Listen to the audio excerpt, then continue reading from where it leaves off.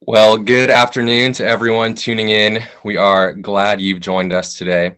My name is Jonathan Roberts. I am the Assistant Director of the Mediterranean Basin, Middle East, and Gulf Initiative here at the Transatlantic Leadership Network.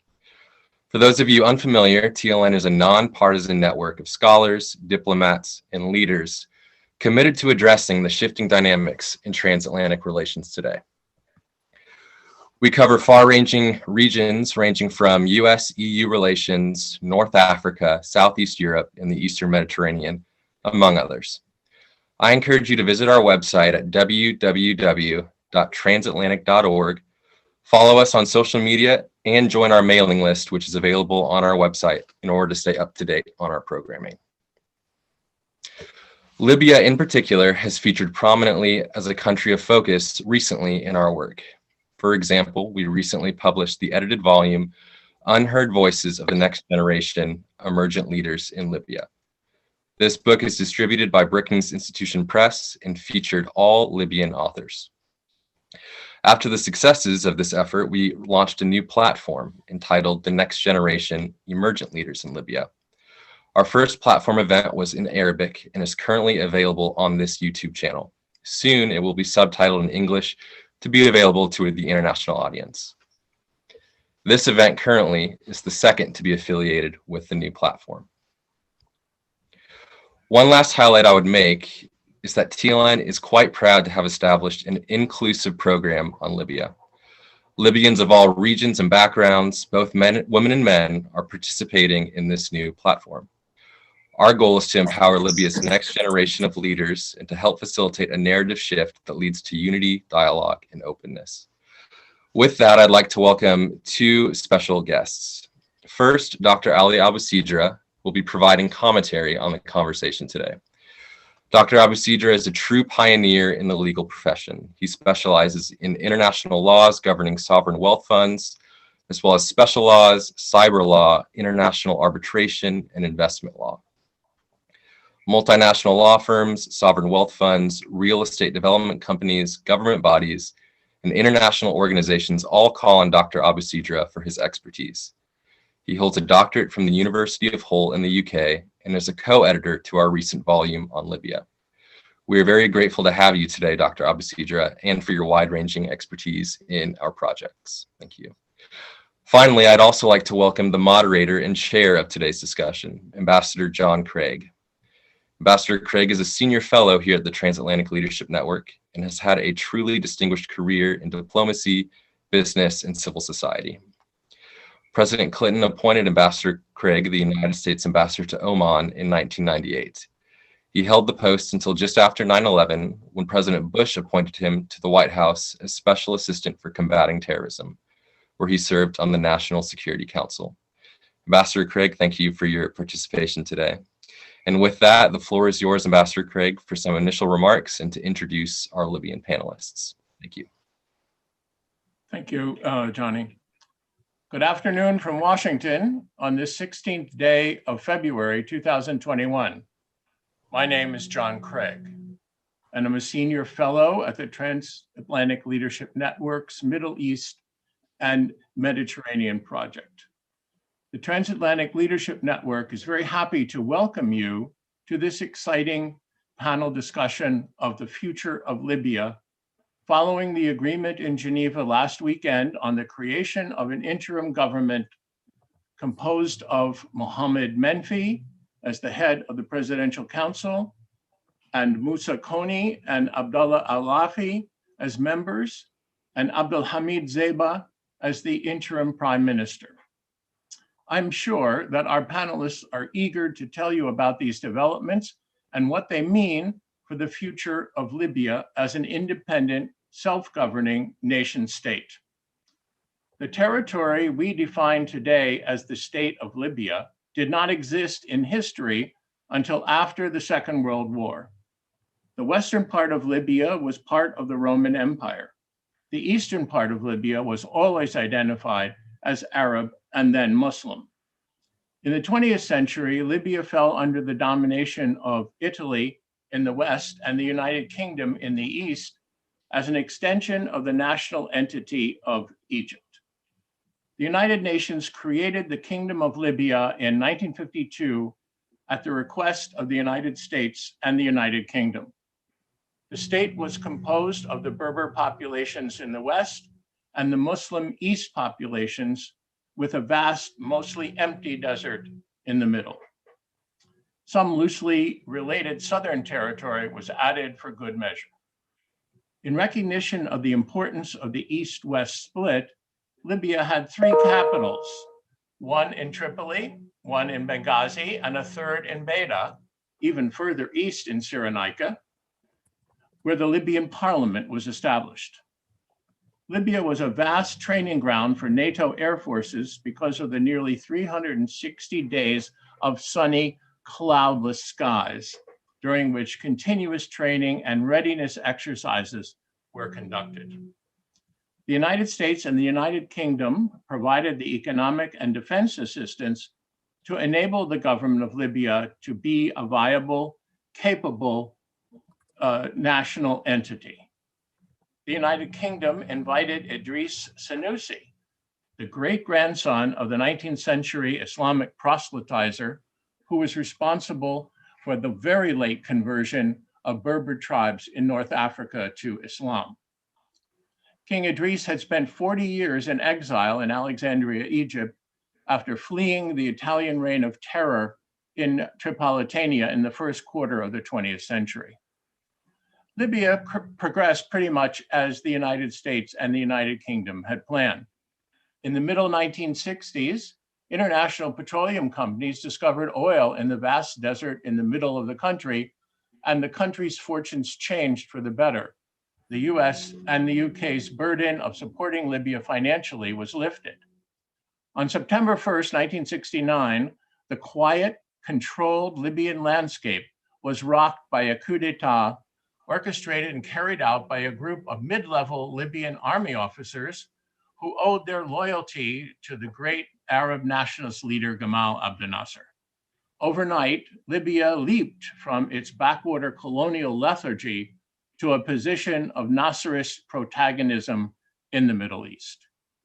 From the revolution in 1969 to the Arab awakening in 2011, Libya was dominated by extremist Arab nationalist goals under its enigmatic leader, Muammar al-Gaddafi. Libyan politics were chaotic. Libya's actions as an international state actor were also chaotic. The departure of Muammar Gaddafi did little to change the nature of the political landscape in Libya. A weak successor government tried to get its footing, but was soon overcome by foreign intervention. Chaos deepened, and so did the activities of foreign actors in Libya's continuing efforts to promote a more stable security and economic situation. The situation has seemed, frankly, beyond remedy for at least the past 4 years.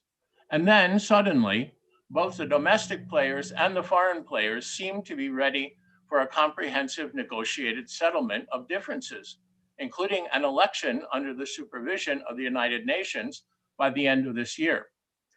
It is at this point that we start our panelists' contributions. Why now? How stable is this agreement? Who are the winners and the losers?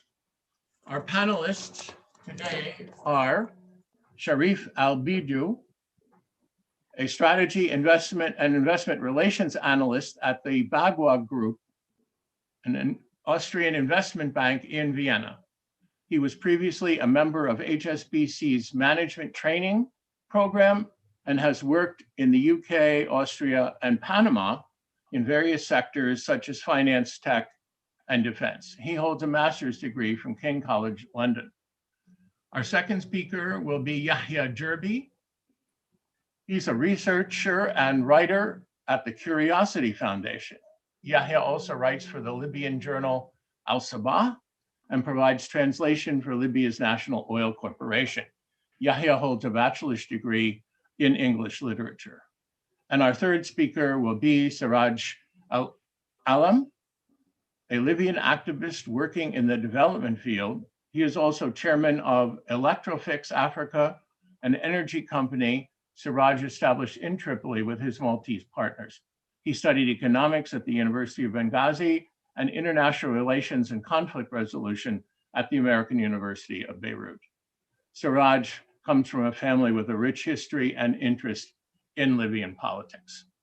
So, Sharif, I'm turning the program over to you.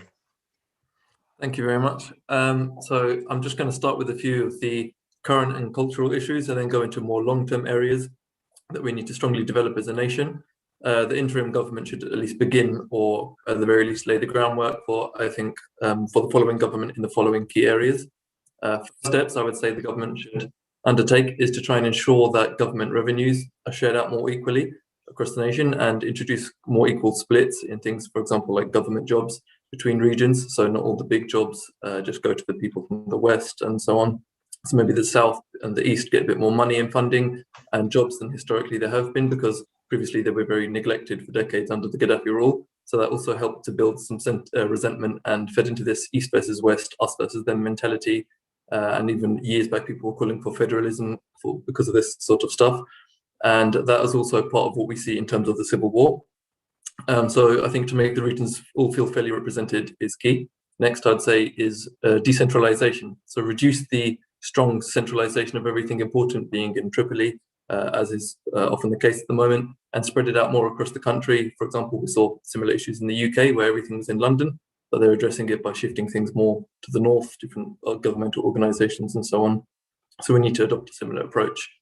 I'd say then as well, cultural issues I'd like to address, including something like race, as well as the cultural habit of not acknowledging issues and kind of brushing them under the carpet because of it being a bit seen as rude or shameful sometimes.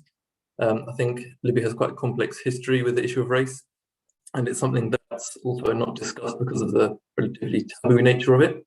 So I think even if you look at everything from big government roles to the economy, the best stuff, the best jobs usually are given to, frankly, the lighter skinned people, and the blacker or darker skinned ones are usually a bit more shunned or neglected when it comes to that sort of thing. So I think that should be addressed either through diversity programs, quota, stuff like that, I think, to try and really tackle that issue that is quite prevalent.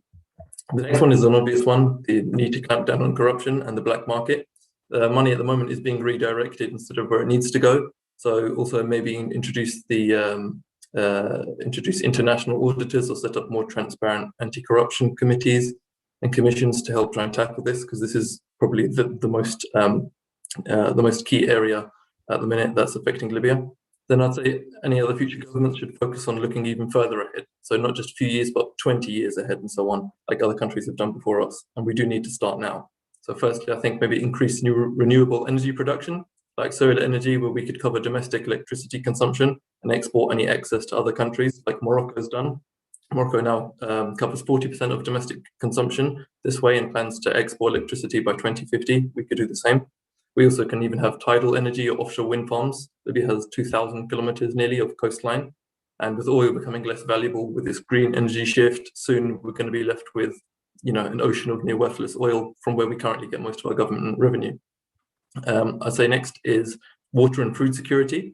I think the next wars in the future, unfortunately, are likely to be fought over water and not oil, as we can see in places like Egypt and Ethiopia and so on regarding the dam.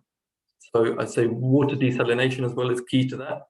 As to securing water security, funnily enough, Israel actually has one of the most advanced developed desalination technologies on the planet, and us being a desert country should adopt that same approach. And even investing in new technologies to help improve efficiency and yield of things like farming, agriculture, to all increase self-reliance and reduce foreign dependence. Like the Netherlands has done, they now have one of the most efficient and advanced plant irrigation techniques and technologies that we should use to try and develop our own. We're frankly more in need of water than they are. Thirdly, infrastructure. We need to build roads, water pipes, electric lines, sewage systems especially.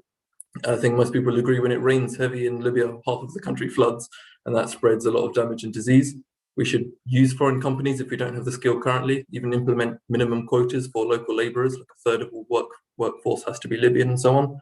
That will boost GDP, improve employment statistics, and build skills in the local labor force all simultaneously. We need to build hospitals with the latest equipment and prevent this medical tourism with this excess expenditure abroad, which is also made worse with corruption, and proper accountability regarding even stock keeping and inventory, which frankly, even hospital staff are known to have, deplete the hospital resources. And then the next point within infrastructure would be schools. And at some point when it's more safe, after building those schools, maybe bring in more foreign teachers to improve the standards, like the Gulf countries did. You have to initially pay more to try and acquire that talent inorganically, and then slowly you can reduce that reliance over time. And then, of course, naturally, housing and public transport included, but I'd say when the security situation is better, because otherwise it's too easy to target at the moment. Regarding education, next key one, we need to teach modern relevant subjects like coding, computer science. These are skills of the future.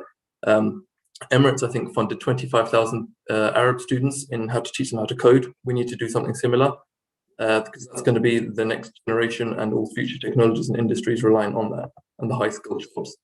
We should also teach people English in the curriculum. It's the international language, helps boost job prospects for people, allows them more remote working abilities, and it's enticing for foreign companies for a bilingual labor force. And also address the issue that teachers in Libya are poorly qualified at the minute. I think in Finland, you see, teachers need a degree in teaching to be able to teach. And I think that's something that we need to improve and focus on in Libya, maybe improve the quality of our teaching before the teachers they're actually allowed to teach. And then I'd say next is cybersecurity. It's crucial that we need that capability to protect infrastructure, government files, civilians, businesses. People's lives are put at risk. We saw in Ukraine's national grid get taken down, Florida, water treatment center attack recently. This stuff should be of the utmost importance to us. Electricity and internet connectivity.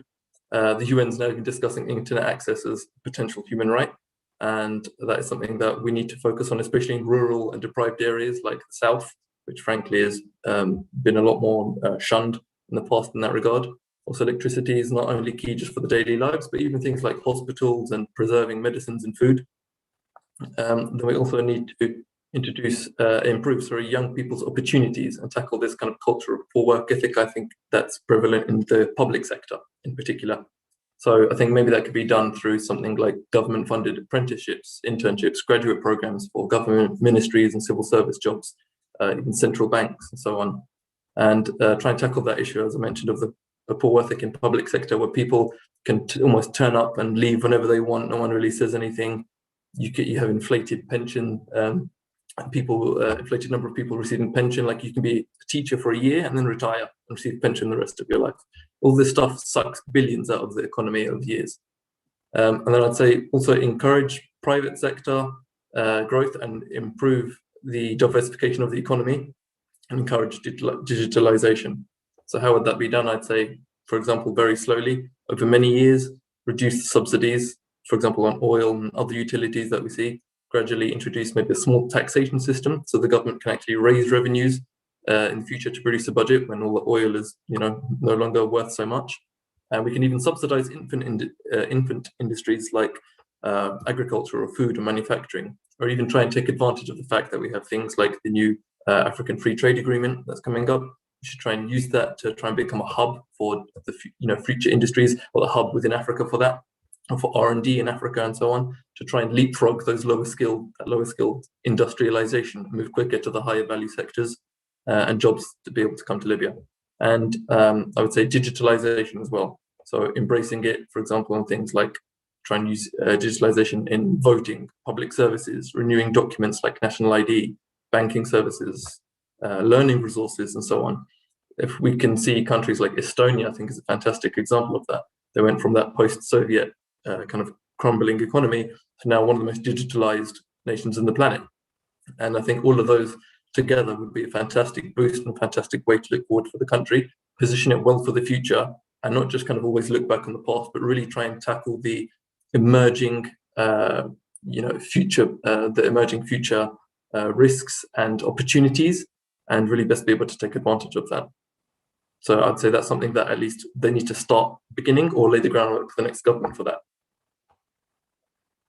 Thank you.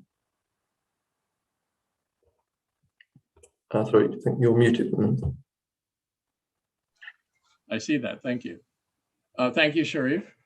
That's a very comprehensive view of where Libya needs to go in the future. I think we'll get to questions after we hear from all three panelists. Yahya, can I ask you to take the next turn and give us a 10-minute presentation, your reaction to the agreement in Geneva, and your hopes for the future as this agreement is implemented. All right. So pretty much Sharif spoke about where Libya should go and pretty much about everything. It was a comprehensive look. My hopes for Libya, what I think about Geneva, well, it comes, I don't know, one of the issues that I see, or one of the issues since I lived pretty much 25 years in Libya, is the problem of mentality when it comes to, see, I've already discussed, I mean, previously, I'm going to say it now, we have an issue of tribalism, which makes pretty much everyone who, well, how do I say this? They see positions of power as a spoil of war. So the thing is, corruption in Libya is a mentality. So any project, how I see it, any project in Libya, either if it was like solar energy, I don't know, depending on the fish world we have in the Mediterranean, everything in Libya cannot work if we cannot eliminate corruption. And corruption in Libya does not come from the point is that people in power are not ethical. It comes from a mentality of tribalism. They see position of power is a point to enrich themselves and enrich the tribes and keep them in arms and power, as I said. And a mentality like this cannot make Libya go or implement any project. So the first successful economic project in Libya is eliminating corruption and restructuring education in a way that would enrich the new generation in their national identity, not a tribal identity. And also, I want to point out that there's a beautiful research I read recently from a Tunisian academic researcher named Munsif al-Wannas. He published a book called The Libyan Character. He described the mentality of the Libyan people. And as you read this book, you can notice that tribalism goes hand in hand with urbanities or how I say this, like people in Libya can live having all the 21st centuries luxuries, like having an iPhone or driving a luxurious car, but that goes hand in hand with tribalism. We have a real issue of mentality in Libya, which makes corruption pretty much imminent. So that will not make Libya go to any economic project or implement any successful economic project. That's one thing. That's why I think that, like I said, from my perspective, my belief that democracy in Libya cannot work in a tribal society. So that's why I think that the Gaddafi regime was successful in stabilizing the situation, because of the central authority can somehow stabilize the situation or stabilize the tribal situation in Libya. So from my point of view, I wouldn't say much, but Libya's first issue is tribalism, and the second, it comes to oil. See, there's this research published in a book form by someone called his name. Well, I forgot his name, but the book was named The Oil Curse, and he spoke about this special way of economy that's created by oil. See, countries dependent on oil like Libya shift the society or restructure it in a way that makes women empowerment almost impossible, because it enriches and consolidates only the oil sector, which pretty much employs men rather than women. So women's situation in Libya matters, because if you, and so to speak, if you want to scan any civilization, its progress on multiple levels, you will see where women's situation is. If it's bad, you won't go anywhere around.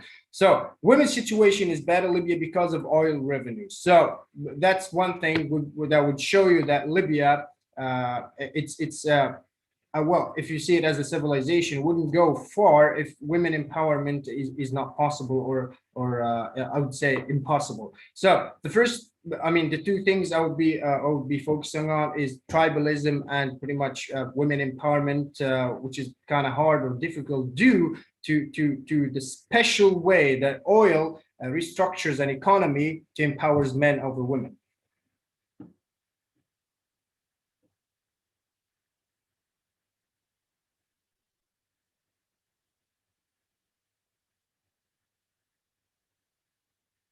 I think you're still muted. All right, yeah. Thank you very much. Now we shift to Saraj. Saraj, tell us where you are, first of all. I'm so sorry. Can you say that again? No, are you finished, Yahya? Yes, I am. Sorry, I didn't notice that. I didn't notify that I finished. Yeah, we'll get back to you. Okay. Okay, Saraj, you can go ahead. Tell us where you are, first of all, Saraj.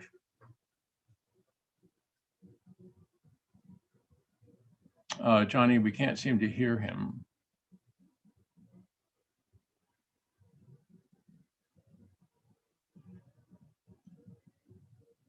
Johnny?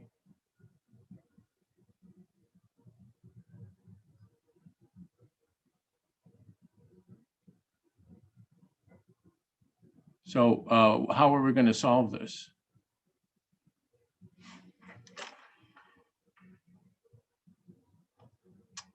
Saraj, just hold on for a second. We need to figure out how we can hear you.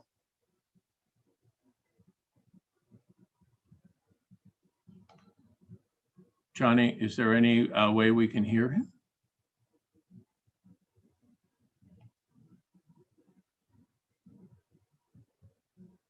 Maybe he can call up. Saraj, you can hear me, right? Just nod your head. Yes, okay. So are you speaking from a cell phone? Is that? Yes, okay. Because we're just not getting any, we're not getting any sound from you. We can see you. You can hear us, but we can't hear you speaking. Johnny, can you hear me? Yes, Ambassador Craig, I would recommend you continue on, and I will work on this internally. Thank you. Okay, so Saraj, we're just trying to bring you up, and as soon as we do that, we'll shift back to you. But I want to ask Yahya and Sharif a question about corruption. Corruption, of course, is a common issue across the globe, a common issue also in the Middle East.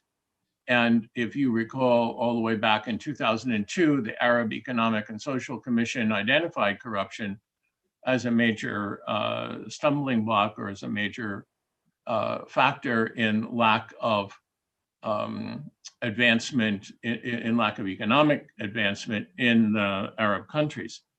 So there's two aspects of corruption, I mean, of stopping corruption. One, of course, is long-term, and Yahya, you talked about this, and Sharif, you talked about this, that education will play a role. But education is not going to help us in the short term. And we really need, right, to control corruption in the short term. So I want to take off on something that Yahya mentioned, and that is tribalism. Why can't we use the tribal system? Why can't we use the power of the tribal chiefs to control corruption? Bring them into the equation, bring them into the power structure. So just let me hear both of you talk. Maybe Yahya, you can go first.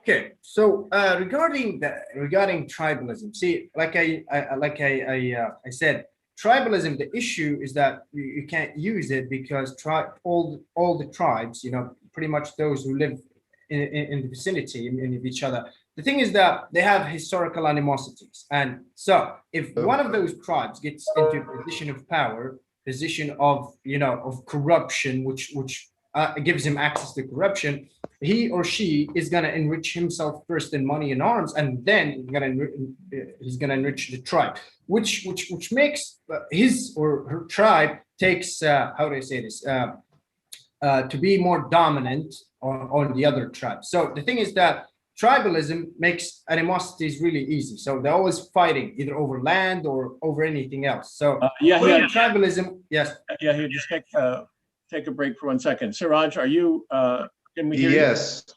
Okay. Can you hear me? Yes. Yeah, we'll come back to Very good. you. We'll come back. Okay. All right. Okay. Saraj, go ahead and please tell us where you are. Yes, good evening, everyone. I'm speaking from Tripoli, Libya. My name is Saraj, and I think, thank you, Yahya, for your nice view and nice expectation for the Libya future. And thank you, John, for organizing this conversation. Let me start off by saying that I'm absolutely thrilled to be a part of that conversation. And we are talking about Libya future here. And basically, everyone tackles a point. We're talking about economy, we're talking about the crisis, corruption, violence, militias, blah, blah. We can talk about national security in the future. But I think you, John, said a very important thing. You said how strong this agreement is. And we need to ask this question to ourselves and to the UN as well. Because I have a good relation with them, and I was following this process with the 75 members in Geneva. And I tell you what, if we didn't solve this problem and describe it as it is, we're gonna be in trouble. And I think we're gonna repeat what happened in Skhirat in 2015. What I'm meaning by that conflict resolution, if you want a stability in economy and security, you have to describe the conflict as it is. There's a not a misunderstanding, there's a huge conflict between East, West, and South. About what? Let's say about the political view. If you describe it, Libya is contained from, like, let's say 16 big tribes. If you describe them in the East and in Benghazi and in Tripoli and South, you will see what's the problem. So from my side, I think if we didn't come to come on the ground and solve this conflict between those three regions, we're gonna be in the corruption and all the problems and the crisis will continue for another 10 years. I'm recalling here what happened in 1946. If you read in the Libyan history, when the Second World War finished, the tribes in the East, they made a conference in 1946 called the Harabi Conference, and they said our intention is to establish the Libyan kingdom, and everyone who lost a friend or who lost a house or who was arrested by the Italian army can deny this until we get our independence. Now we need to find a solution between those three regions, and we need to what I mean by that is solving the issue. We have a political issue, we have an economic issue, and we have a security issue. We need to describe them and speak with those tribes until we find. I'm having big hopes for Mr. Lemnifi and Hamid Beiba, but I think they cannot do anything until they solve this problem. We have an issue of the army there, General Haftar and his army. We have a lot of people arrested. We need to solve this problem. We have more than 200,000 Libyan. They've been they left Benghazi and they're living here in Tripoli, and this is a big issue. And because the government didn't solve any problem for them, they don't have houses, they don't have a regular salary because the government in the East, they stopped sending the salaries for these families. So here we need to find a solution for that. I have a lot of stuff to say about this because I have been speaking with the tribes in the East and in the South, and I've been myself in Sabha a month ago, and I know what's the problem there. I spoke with the people on the ground, and even here in Tripoli. The good thing that the new government is accepted now, but the question is, will this acceptance continue the next month or the next year? This is what we need to discuss all together and find a solution for that. Okay, Saraj, thank you. Thank you very much. And we need to hear more from you as we perhaps ask our questions. Our intent is to hear from the three of you, not to hear us, not to hear me or Dr. Alvasedra talk. So I'm just gonna ask a question about the issue of elections. So I think we can agree that what you said about the acceptance of the new government is probably more important than the elections. Yes. Yeah, the elections will appeal. Hopefully, they'll appeal to the citizens, but the new government has to get its act together, and it has to prove to the citizens that this agreement will work and that the citizens will benefit from this agreement. So let me just start off in the order that we started with Sharif and ask him to answer that question. What is your view of the stability of this new interim government? And how do you think it's going to be able to capture the loyalty or the approval of the people in the next months before the election? I'll give you each, 2 or 3 minutes. We'll go Sharif, Yahya, and then Saraj. Okay, go. Sorry. Sure. Sorry. No, so for me, I think the outlook is shaky at most, at best rather. It's very fragile. I think that we have to also look at it quite pragmatically and realistically, in the sense that I think maybe touching on what Yahya said earlier as well, in the sense that is it actually so much that the leaders can do, this new government, or is it more that, let's say, be realistic, is it militias playing kingmaker in a sense, and big militias or tribes being the ones who decide who's in charge, and they decide what can or cannot get done, and ultimately maybe they are the ones that are in control, and it seems a bit of a free-for-all once somebody from their tribe or someone comes into power. So I think the most important thing is for the government to establish basic services for the people that they need and want, to allow people to feel that there is finally a government that is actually doing its duty as a government is meant to do, and not allow this vacuum where you have situations like in, I don't know, South Italy with the mafia, or in areas of Mexico with the cartel, where government is just not present. So people are willing to even accept the devil himself if he provides some resemblance or semblance of stability, or government service or whatever, or cleaning the roads and so on. So I think the government needs to make sure that it really does tackle down the corruption and make sure roads are cleaned, or schools are actually served, or hospitals have medicines, and pharmacies are not filled with empty shelves and so on. I think it's very much just the daily, they need to affect the average guy on the street. I think unless they do that with the aim of doing that, then the rest of it is absolutely worthless and pointless, and people just see it as another power grab. Here comes another temporary, person has come from some other big tribe or big family. He's in power for a limited amount of time, and his goal is just going to be, fill my pockets as much as I can before I leave. That's going to be the perception. And in a sense, it reminds me of a famous quote I saw where the leaders are a reflection of the people. The people need to not tolerate corruption in order for corruption at the highest levels and echelons of society for it to be stopped.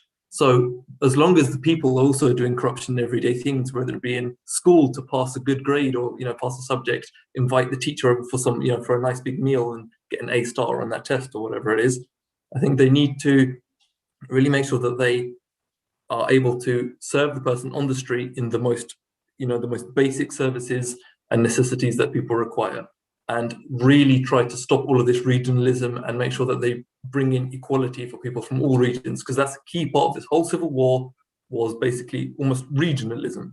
Break that down to tribalism however you wish, but it's effectively a regionalist issue as well. So I think that equality needs to be brought into it. Yeah. All right, so like I said, I'm going to mention again the tribalism and then consolidate on what Sharif said. See, for elections, as you said, tribalism, you got this thing of that you got candidates from multiple places, or shall I say, to be more specific, multiple tribes. So, for example, let's take any tribe, so Masrata, Zintan, any tribe. If one of this tribe runs for a certain position, prime minister, president, whatever. See, after filling the position in 6 months, in a year, the people in those tribes are going to ask themselves, what has he offered to us? They're not going to say, what has he offered to Libya? So see, that's the problem. One thing also, that if one runs from any tribe, only the people from his tribe are gonna vote for him. See, that's the problem. See, that's where tribalism makes Libya, delve in a neck deep problem situation when it comes to democracy. That's why personally I do not believe that democracy works in a tribal society. And I've mentioned some countries that are similar to Libya, like Saudi Arabia, Emirat, Yemen. Pretty much these countries are now, they have royal regimes, kingships, but if they transfer to democracy, they're going to face the same issue with tribalism, with loyalty coming to the tribe, not to the country. And for corruption, as Sharif said, that anyone that's going to fill a position of prime minister or president or any position, they're going to fill their pockets in 6 months, 8 months, and then just leave. They're going to go to the airport and pretty much disappear. Why is that? Because it's a mentality. It's not because those people are not ethical. They're because it's a mentality, and it became a culture. Lee Kuan Yew and the administration in Malaysia suffered from such a problem, a similar problem of bribery. See, bribery in Malaysia before Lee Kuan Yew, it was a culture. If you want to get anything done, you got to pay for it. And corruption in Libya is a mentality. So the problem is, see, they steal from the treasury, the public treasury, and you can find them in mosques praying. See, although that Islam tells you not to steal, but that goes hand in hand because it's parallel. It's a mentality problem. It's becoming a culture. So if you ask any citizen on the street, they would tell you that they want their share of corruption. They were not going to tell you that we're going to eliminate corruption, and that's the problem of election and corruption in Libya. Thank you very much. Give us your thoughts.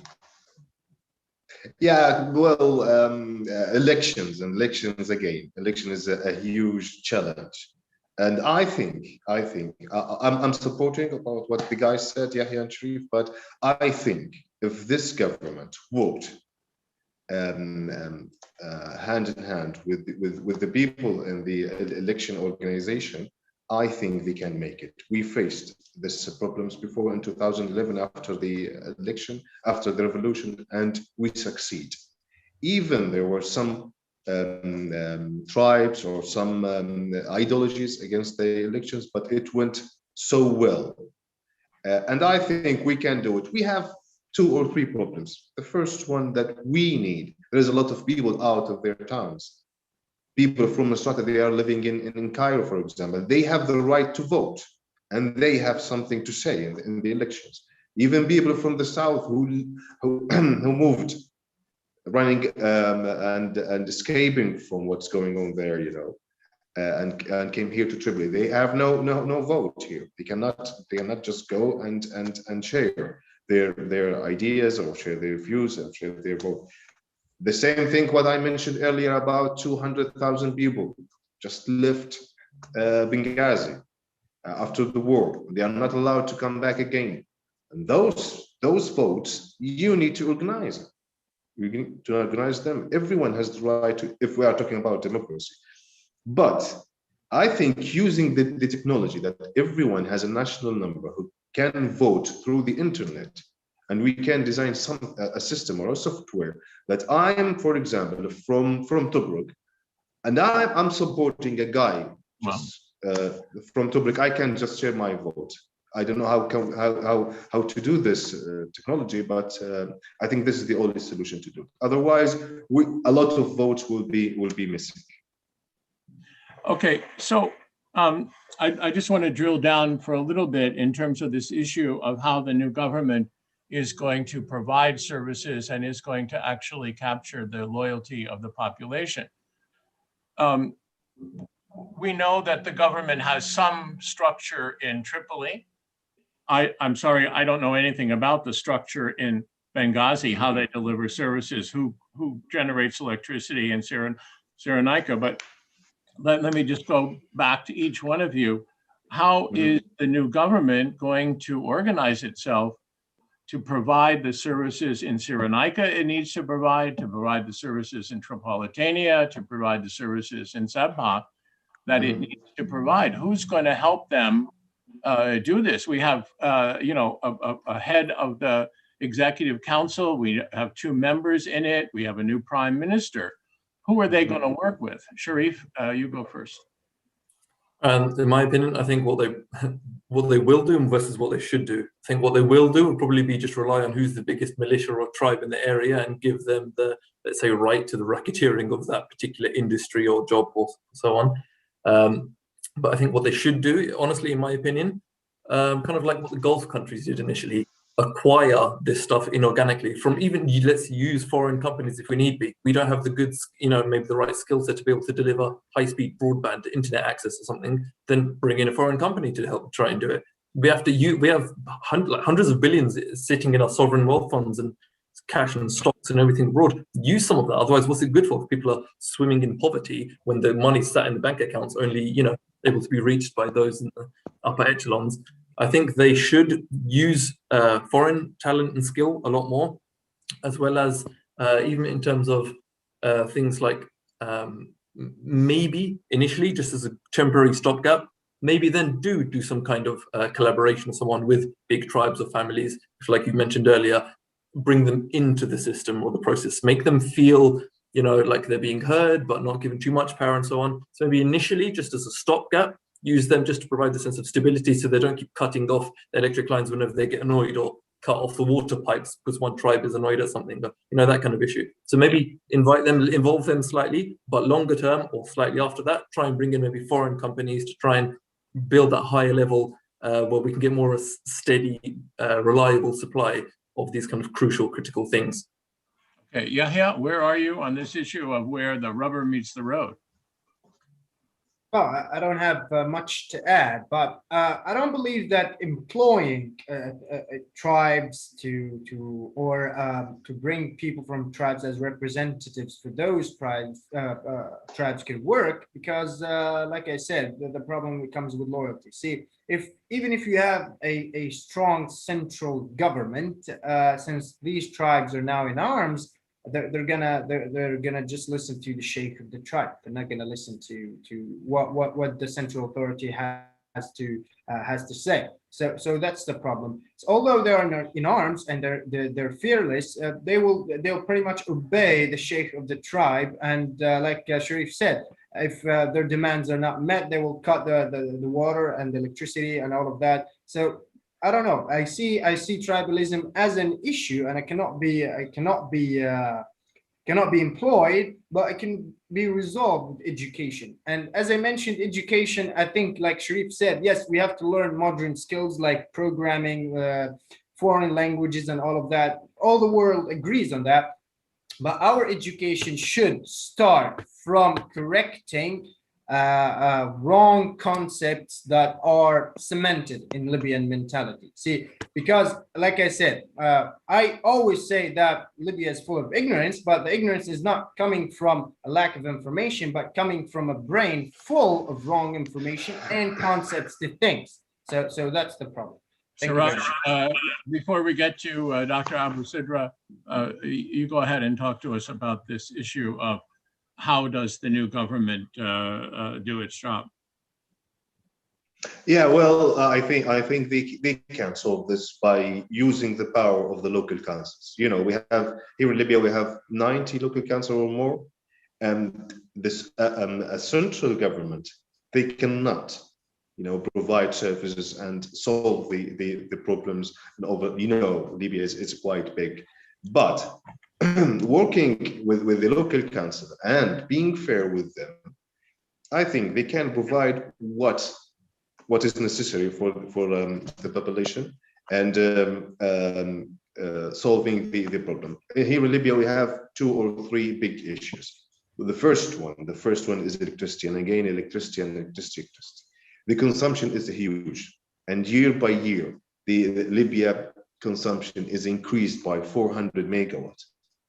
And this left us with more than 9 to 10 hours with blackout. like what happened today. Today we were without electricity for more than 7 hours.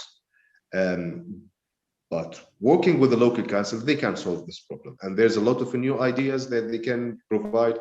And we show this successful strategy with many countries, especially with with Eastern European countries, and what happened after the Soviet Union failed in 1990. And that's my solution. That's my view. Work with the local council, just support them, give them the budget that they need, and you can even minimize the corruption working with the local council. But depending on the central government here in Tripoli, 1,000 kilometer from Tobruk, they cannot provide any service, even to Tobruk or Sabha or even Libyan here or Zwara.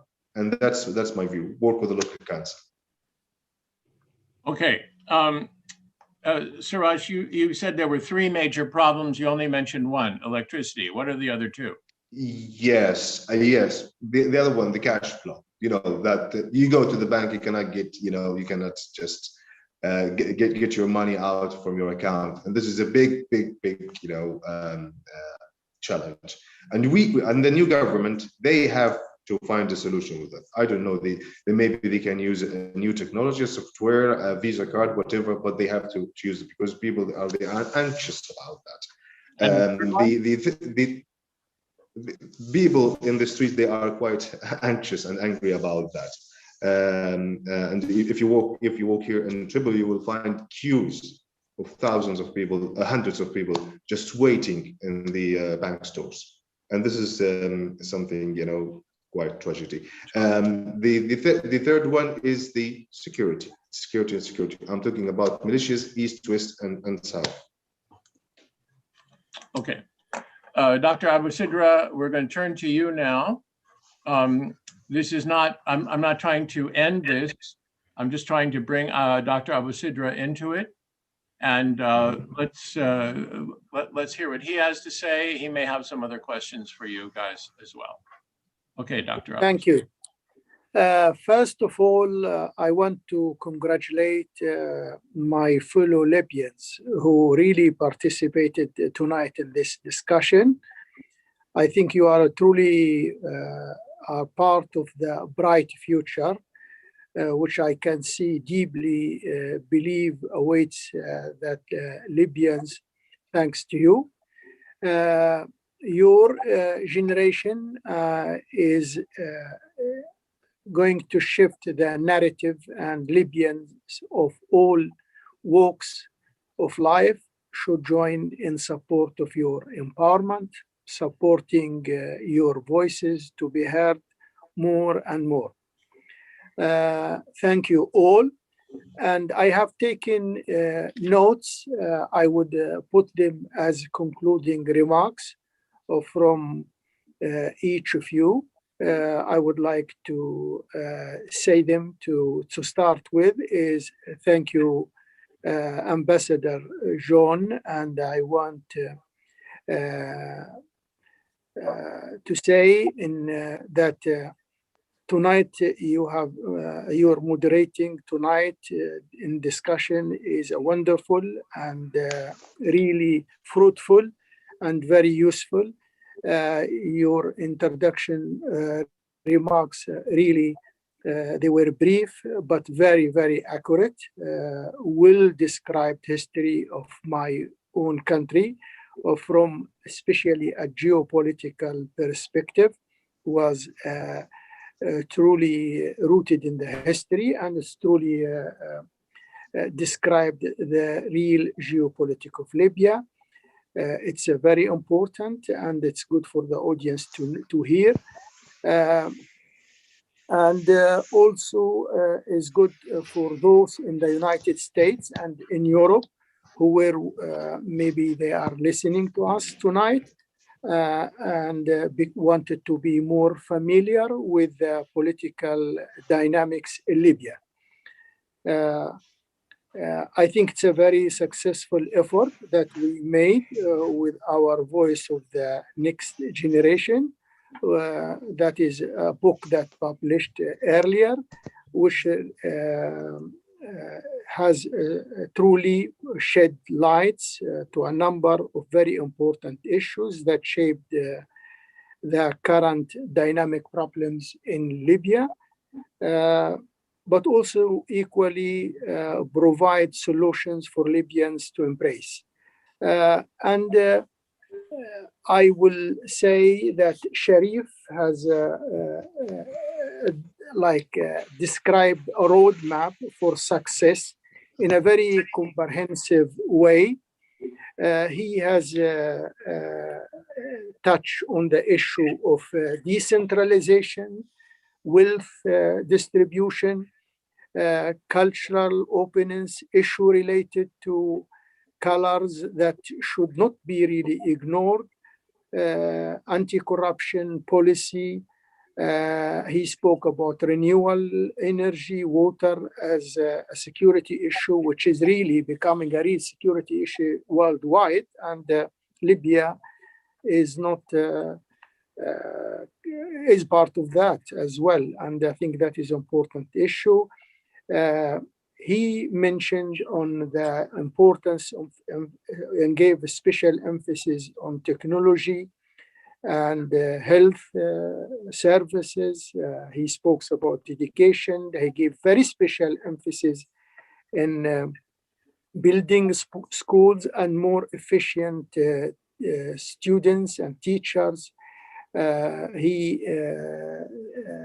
emphasized that the future technology and foreign languages should be part of the teaching.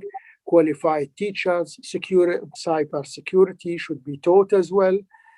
And also he explains about the work ethic among youth should be really encouraged, because as we the problem is in the mind of a lot of Libyans is they are really rely heavily on the reward of the government, but work ethic has to be encouraged. He called for the encouragement of private sector. And he spoke about digitalization, which is the world now is becoming digitalized, and we should not ignore that. And it could be an also opportunity for Libya to jump in and save a lot of time and improve itself. And he gave an excellent example of Estonia, which should be followed. Then Yahya, he spoke about tribalism and he says that made Libyans see the power as spoils of war, which is really true. It's really true, and it's a real issue and has to be sorted out. And he spoke about that corruption is really rooted in the mentality of tribism as well. Education will enable and improve the national identity based on nationality and not tribalism. He spoke about that Gaddafi deepened this problem in the mind of Libyans. And what is really important, I really like this, and I would love that we should really emphasize and elaborate when he spoke about tribalism, disable woman empowerment. This is a subject in itself, and it has really rooted in the history of the culture of tribes. This is an important issue.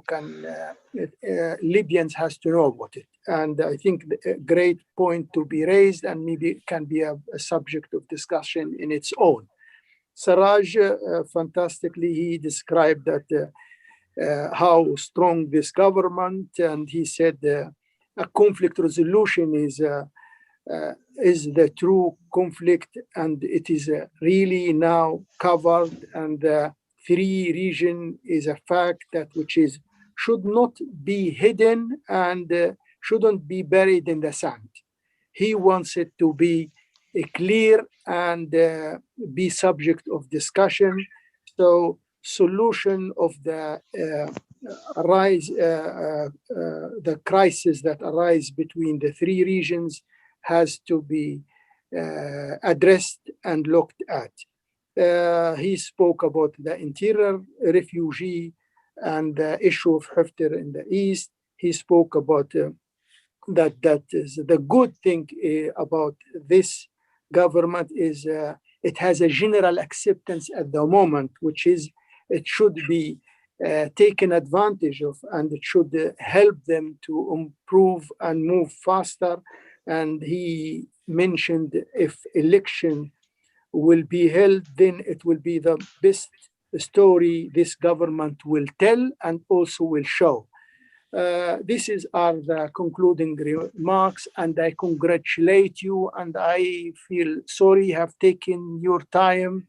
You are young people, and old people should only have a little time to speak.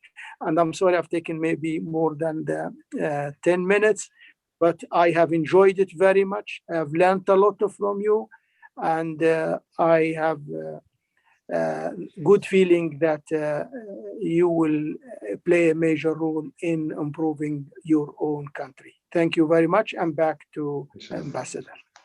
Thank you very much, Dr. Alvasedra. I'm going to give each one of you a chance to make some concluding remarks, but I would ask you to say something that you haven't said before. Dr. Alvasedra gave us a good summary of the presentations that you made. So, tell us something that you didn't talk about, an issue that you think is important as we close up. So let's start in reverse order. We'll start with Saraj and go around. Saraj. Yes, I have many points I can mention, but there is one important point: is forming the government. The new Prime Minister, Mr. Albedo, he should be really careful, because from what I heard today, that there's a big conflict between regions about this, because that he has to have a vice president from the east and another vice president from the south. So that way we will complete the triangle, and then we're going to the government, the foreign ministry, the defense ministry, the economy ministry, and etc. He should collect a strong ministers that they can travel to the east and west and south to emphasize that Libya is a one state and it's one country. That's my advice to him, and that's my concern at the moment. Okay, Yahya. All right. What I think I should add regarding what has been mentioned, I mean, the issues in Libya, like I said, from my perspective, I would say that, or like I said, Albert Einstein once said that reality is a mere reflection to our thoughts. See, Libya has the people in it. They have their way of thinking, the mentality is tribal. And from where I see it, if you want a democracy, you eliminate tribalism. I'm not saying eliminate it politically, but in education, we have yes, it goes on the long run, as you mentioned. But if you have tribalism, you're not gonna have a democracy.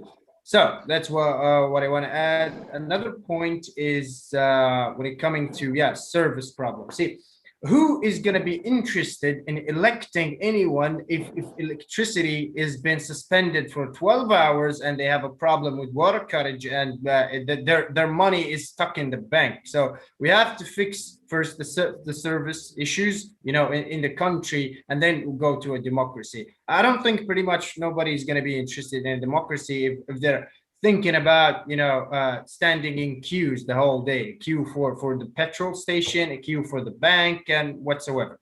And that's it. Thank you very much. Okay, Sharif? In terms of, to answer the question, in terms of adding something I've not spoken about before, I would urge the government to try to pursue and push elements of civil society, which I think are lacking at the minute. So definitely push on things like the women's rights, investigative journalism as well. The media play a very strong role in holding people to account. NGOs to help migrant workers, And the focus should really be on providing the services and a voice to the most marginalized in society. So I'll definitely say that, and also to kind of touch on Yahya's point, I think there, maybe go the opposite of him though, and say I think the tribalism element in Libya still can work in democracy. Democracy can function better without it, I honestly think. But I think in Libya, democracy could still work. We had it work with a constitutional monarchy before during the time of the king. I think it can work again. It just will take a lot of time, patience, and effort from everybody involved. Okay, well, I just want to make one final point, and that is the purpose of this webinar was not to promote democracy. The purpose of this webinar was to try to find out what is the solution to the problems in Libya. So I just don't want anybody to get the impression that because we're Americans, because we are talking about the new interim government and the fact that they set a date for elections in December of this year, to me, that's not the most important issue. And you all have identified exactly what are the most important issues. Get the population, get the economy moving, get the population to support the moves of the government. So I just want to make that point clear because I think it shouldn't, the issue of election should not be the focus of this new government. The issue of making Libya a safe and secure place needs to be the focus of this government. All right. Thank you all very much. I think this was a real start to our whole institute on our whole effort on Libya. And we're going to continue to find people, talk to people in Libya about the coming implementation of the new interim government. And if you three great brains have any ideas about how we should approach that, who we should talk to, please let us know, because we want to continue this discussion. Thank you very much. Thank you. Thank you. Thank you very much. Thank you very much. Thank you, everyone, and have a good night. Thank you very much. Thank you. Thank you. Thank you very much. It was an honor. Thanks. Bye-bye.